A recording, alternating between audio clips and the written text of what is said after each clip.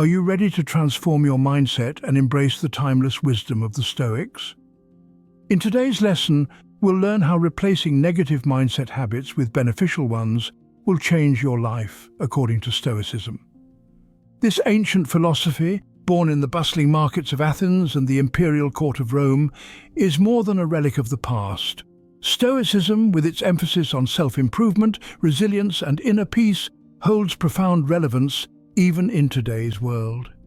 Stoicism teaches us to focus on what we can control and to accept what we cannot.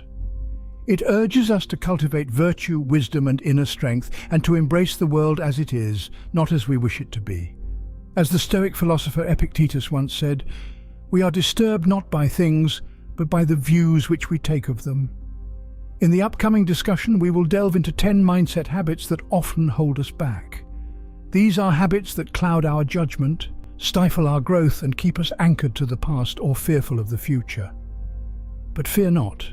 In the spirit of Stoicism, we will not merely identify these habits. We shall also learn how to replace them with healthier alternatives that align with Stoic wisdom. From catastrophizing to seeking external validation, from emotional reactivity to dwelling on the past, we will tackle them all. We will explore how to replace these habits with realistic assessment, self-approval, thoughtful response, and present-moment awareness, among others. Each habit we replace is a step towards a more balanced, calm, and confident life. These aren't just abstract concepts. They are practical strategies that can bring a sense of peace, clarity, and resilience, even in the midst of life's most challenging moments. So, let's embark on this transformative journey together. Let's discover how to replace old habits with new ones that align with Stoic wisdom.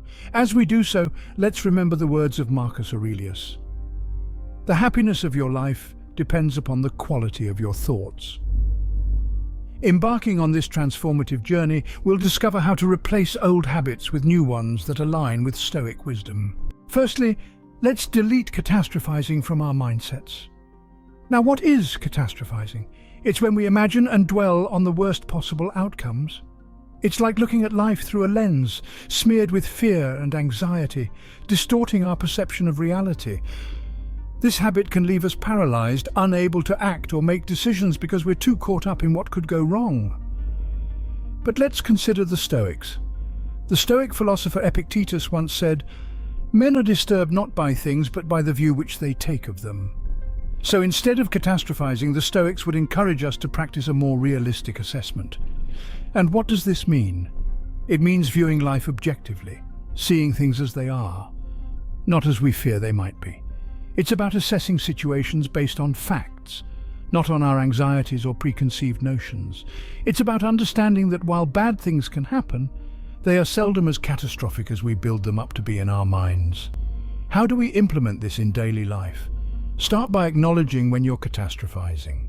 Recognize that you're looking at the situation through a lens of fear. Then take a step back. Analyze the situation objectively. Separate the facts from your fears. Ask yourself, what is the reality of this situation, not what is the worst that could happen. This isn't about dismissing your concerns or ignoring potential dangers. It's about assessing them realistically. It's about understanding that the future is not set in stone and that we have the power to influence outcomes through our actions and attitudes. By replacing catastrophizing with a more realistic assessment, we gain the ability to see things as they truly are, not as we fear they might be. This shift in mindset can bring a sense of calm and clarity. It can help us to make more rational decisions, to act with purpose, and to live in accordance with reality, not fear. In this way, we can navigate life's ups and downs with resilience and wisdom, just as the Stoics did. Secondly, we need to delete our need for external validation. This is a common habit many of us share. We look to others for recognition, for praise, for affirmation that we're doing well. But this habit can be a dangerous trap, leaving us at the mercy of others' opinions and perceptions.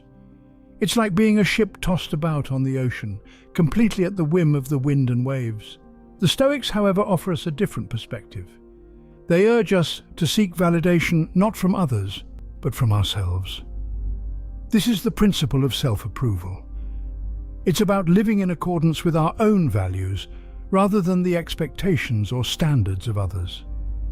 It's about understanding that our worth is not determined by the applause or criticism of the crowd, but by the integrity with which we live our lives. The Stoic philosopher Epictetus once said, "Man is disturbed not by things, but by the views he takes of them." When we seek external validation, we allow our peace of mind to be disturbed by others' views. But when we pursue self-approval, we take control of our own narrative. We become the authors of our own story, rather than mere characters in the stories of others. This shift in perspective brings a profound sense of peace and self-confidence. We no longer need to prove ourselves to others. We no longer fear their judgment or criticism. Instead, we find satisfaction in knowing that we're living in alignment with our own principles and values. We become, as Marcus Aurelius put it, immune to the arrows of others. But remember, this is not about arrogance or self-righteousness. It's about authenticity. It's about being true to ourselves, even when it's unpopular or uncomfortable. It's about recognizing that our worth is inherent and unchanging, regardless of the opinions of others. By valuing self-approval over external validation, we become masters of our own happiness. We become resilient, confident, and at peace with ourselves. And in the end, isn't that what true success is all about? Thirdly, it's time to delete emotional reactivity. Let's delve into the heart of this matter. Emotional reactivity, a state where our feelings dictate our actions without a moment's pause for thought, can lead us down a path of regret and misunderstanding. It's like being the passenger in a car that's going too fast, with a driver who doesn't know where they're going. Frustration, anger, sadness, these are powerful forces that can steer us off course, leading us to act in ways we might not otherwise choose. Our fourth habit to delete is dwelling on the past. Now we've all been there, stuck in the quagmire of past events, replaying them over and over again in our minds. This habit, however, does nothing more than shackle us to memories that cannot be altered. It's like attempting to navigate the present with our eyes firmly glued to the rear-view mirror, a sure recipe for disaster. Let's consider the Stoics, who saw value in focusing on the present. They understood that the past is unchangeable and the future uncertain. The only moment we truly possess is the now. The philosopher Seneca once said, "The whole future lies in uncertainty. Live immediately." A testament to the power of present moment awareness. So, what is present moment awareness? It's the practice of consciously focusing your attention on the here and now. It's immersing yourself fully in whatever you're doing, be it savoring a meal, listening to a friend, or simply observing your surroundings. It's about experiencing life as it unfolds, unfiltered and unadulterated by the spectres of past or future. The Stoics believed that our ability to be happy, to be focused and to live a fulfilling life lies in our capacity to stay in the present. By making a conscious effort to live in the now, we allow ourselves to fully engage with life, to appreciate its beauty and to respond effectively to its challenges. Think of it as being the captain of your ship. The past and the future are like turbulent waters. They can toss your ship around, making the journey difficult. But by staying present, you can navigate these waters with grace and dexterity. So how do you cultivate present moment awareness? Begin by paying attention to your senses. What do you see, hear, or feel right now? This simple practice can help anchor you in the present. By replacing past dwelling with present moment awareness, we allow ourselves to fully experience and appreciate life as it unfolds. Fifthly, we need to delete worrying about the future. A common yet unproductive habit, worrying about the future often leads us to a state of constant anxiety and stress. We fear the unknown, we dread potential failures, and we worry about circumstances that haven't even occurred yet. This constant fear and worry, however, only serve to cloud our minds, reducing our ability to think clearly and act decisively. The Stoics, in their infinite wisdom, advised against such a habit. They advocated for focusing on what is within our control and accepting what is not. Epictetus, a renowned Stoic philosopher, once said, "We should always be asking ourselves, is this something that is or is not in my control?" The Stoics believed that the only things truly in our control are our own thoughts and actions. Everything else, the actions of others, the outcomes of our efforts, the future, these are all beyond our control and therefore not worth our worry. By focusing on what we can control, we are able to channel our energy more productively. Instead of fretting over the future, we can take actionable steps in the present. We can work on improving our skills, nurturing our relationships, and cultivating a mindset of resilience and acceptance. This shift in focus allows us to be proactive rather than reactive, to shape our own destiny rather than merely reacting to circumstances. This Stoic principle not only reduces anxiety, but also enhances our productivity. When we are not bogged down by worries about the future, we are free to act in the present. We become more efficient in our tasks, more present in our relationships, and more at peace with ourselves. By replacing worry with focus on what we can control, we reclaim our power and peace of mind. We become masters of our own minds, captains of our own ships. This is the Stoic way, a path of tranquility amidst the storm, a beacon of calm in the chaos of life. So let us delete the worry, embrace the present, and focus on what we can truly control. Our sixth habit to delete is complaining and blaming. It's a habit as old as time itself, yet one that serves us little good. Complaining about circumstances, blaming others for our misfortunes, it's a cycle that leaves us feeling powerless and frustrated. But what if we could break free from this cycle? Enter the Stoics with their timeless wisdom. They taught the principle of taking responsibility. It's a simple yet profound shift in perspective. Instead of pointing fingers outward, we turn the gaze inward. Instead of seeing ourselves as victims of circumstances, we recognize our role as agents in our own lives. By taking responsibility, we acknowledge our power to respond to situations, to choose our actions, to shape our destiny. It's not about blaming ourselves, it's about claiming our power to effect change. It's about recognizing that while we may not control the winds, we can adjust our sails. Taking responsibility transforms our relationships too. When we stop blaming others, we open the door to empathy and understanding. We see that everyone like us is navigating their own journey, facing their own struggles.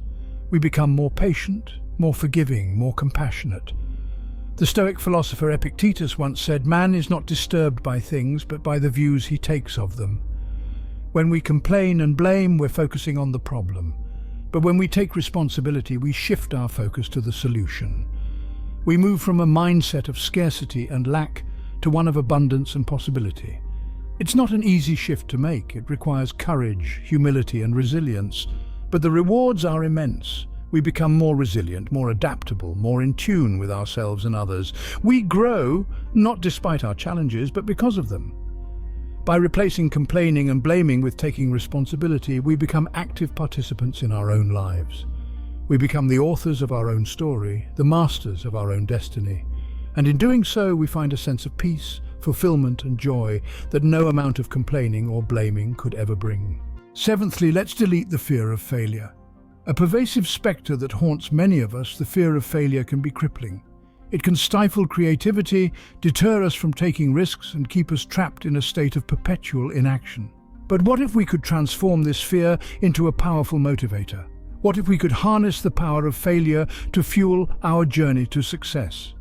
Enter the Stoic philosophy, a school of thought that encourages us to embrace failure rather than fear it. Stoic thinkers like Seneca and Epictetus viewed failure not as a catastrophe, but as an opportunity for growth and learning. As Epictetus once said, "It's not what happens to you, but how you react to it that matters." By embracing failure, we allow ourselves to learn from our mistakes and grow stronger. Each misstep becomes a stepping stone, an opportunity to refine our approach and improve our skills. We become more resilient, more adaptable, and ultimately more successful. Think about it. Every great innovator, every successful entrepreneur, every world-class athlete has faced failure. It's through these failures that they've honed their craft, perfected their strategy, and ultimately achieved their goals. As the Stoic philosopher Seneca reminds us, there are no great things without danger. But how do we move from fearing failure to embracing it? It starts with a shift in perspective. Instead of viewing failure as an end, we need to see it as a beginning. Each failure is a lesson, a chance to learn and grow. Instead of fearing rejection, we can see it as redirection, guiding us towards a path better suited to our strengths and passions. By replacing fear of failure with embracing failure, we transform our setbacks into stepping stones to success. We cultivate resilience, foster personal growth, and unlock our full potential. In the words of Marcus Aurelius, the impediment to action advances action. What stands in the way becomes the way. So let's delete the fear of failure and replace it with the power of embracing failure. Let's make our obstacles our way forward. Our eighth habit to delete is indulging in negative thoughts. Now, negative thoughts can be like quicksand. The more we struggle with them, the deeper we sink. But what if I told you that there's a way out? A way to transform these thoughts into something beneficial. Welcome to the Stoic principle of positive reframing. Negative thinking often leads us down a path of despair and frustration. It clouds our judgment, hampers our growth, and stifles our potential. It's like walking through life with a heavy cloud above your head, constantly pouring rain. But imagine if you could take that rain and use it to nurture the seeds of positivity and resilience within you. That's what positive reframing is all about. The Stoics believed that our thoughts shape our reality. The way we perceive our circumstances, the way we interpret events, determines our emotional responses. As the great Stoic philosopher Epictetus once said, we are disturbed not by what happens to us, but by our thoughts about what happens. So, how do we practice positive reframing? It starts with awareness. Recognize when a negative thought arises. Just like a cloud, it's fleeting and doesn't define you. Then, challenge this thought. Ask yourself, is there another way to look at this situation? Seek out the silver lining, the lesson, the opportunity for growth. By doing this, you shift your perspective from negative to positive. This doesn't mean ignoring problems or denying reality. It's about seeing reality in a more constructive light. It's about transforming the rain into a nourishing force, fostering growth and resilience. Positive reframing is like cultivating a garden in your mind. Each positive thought is a seed that with care and attention can grow into a beautiful flower, adding color and fragrance to your life. By replacing negative thinking with positive reframing, we open the door to optimism and resilience. We turn the rain into a force of growth.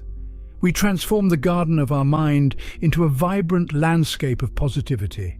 And in this landscape we find the strength to face any challenge, the resilience to bounce back from any setback, and the optimism to always look forward to a brighter tomorrow.